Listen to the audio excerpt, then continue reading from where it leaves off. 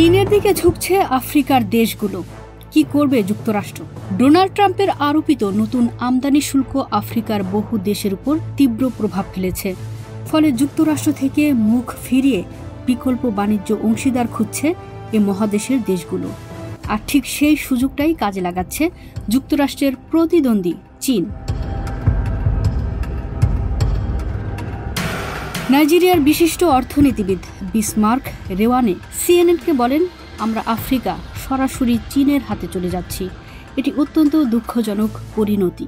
তিনি আরও বলেন, গত কয়েক বছরে আফ্রিকার সবচেয়ে বড় দ্বিপাক্ষিক বাণিজ্য অংশীদারে পরিণত হয়েছে চীন।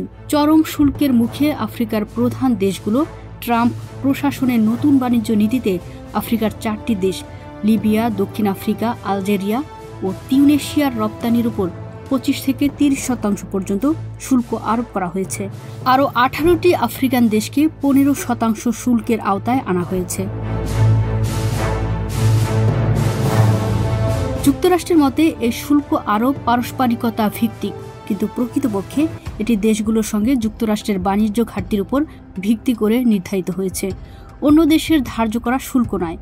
দক্ষিণ আফ্রিকা 30% শুল্কের বিরুদ্ধে প্রতিবাদ জানিয়ে বলেছে, ট্রাম্পের সিদ্ধান্ত উপলব্ধ বাণিজ্য উপায়ত্তের যথাযথ প্রতিনিধিত্ব নয়, চীনের সুযোগ ও আফ্রিকার ঝুঁকি।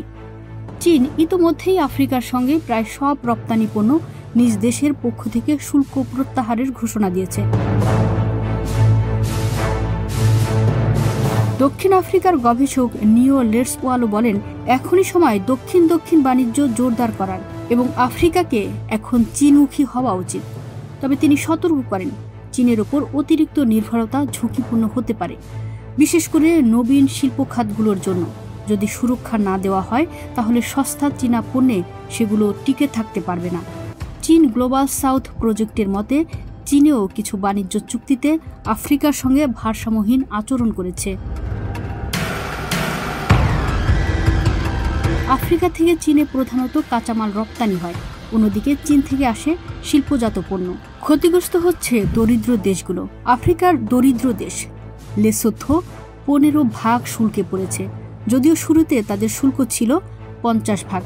দেশটির প্রধানমন্ত্রী সামুয়েল মাতেকানে জানান, এই বিশাল শুল্ক এবং মার্কিন সহায়তা বন্ধ হওয়ার ফলে হাজার হাজার মানুষের কর্মসংস্থান হারিয়েছে।